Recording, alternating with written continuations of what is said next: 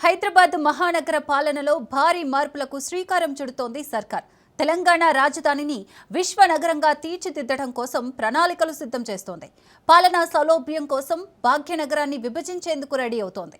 ఇటీవల రాజధాని పరిధిలోని పోలీస్ కమిషనరేట్లను పునర్వ్యవస్థీకరించిన ప్రభుత్వం జీహెచ్ఎంసీని కూడా 3 కార్పొరేషన్లుగా విడగొట్టేందుకు కసరత్తు చేస్తోంది. షేర్లింగంపల్లి, హైదరాబాద్, మల్కాజ్గిరి పేర్లతో కొత్తగా కార్పొరేషన్లు ఏర్పాటు కానున్నాయి. కొత్త కార్పొరేషన్లకు ఫిబ్రవరి 10వ తేదీ నుంచి 6 నెలల్లో ఎన్నికలు జరపాల్సి ఉంది. అంటే 2026 ఆగస్టులోపు బల్దియా ఎన్నికల ప్రక్రియ పూర్తి చేయాల్సి ఉంటుంది.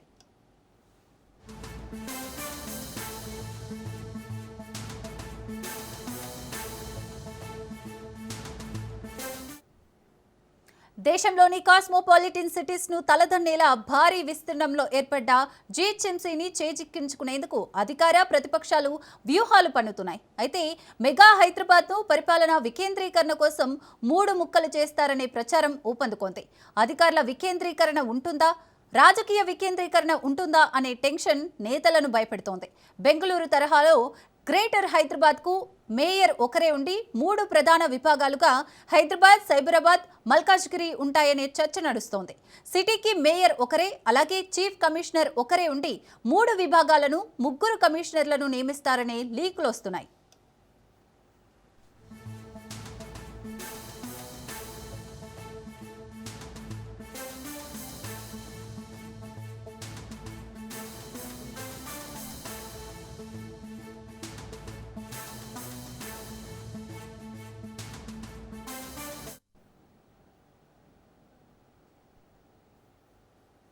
గ్రేటర్ హైదరాబాద్ ను అధికారుల స్థాయిలో 3 ముక్కలు చేసి ఆదాయ వ్యయాలను పంచుతారనే టాక్ వినిపిస్తోంది. శివారు మున్సిపాలిటీలు గ్రేటర్లో కలిసిన ప్రతిసారి ఆదాయ వ్యయాల పంపకాల్లో తేడాలు వస్తున్నాయని ప్రజలు, పొలిటీషియన్లు విమర్శిస్తున్నారు.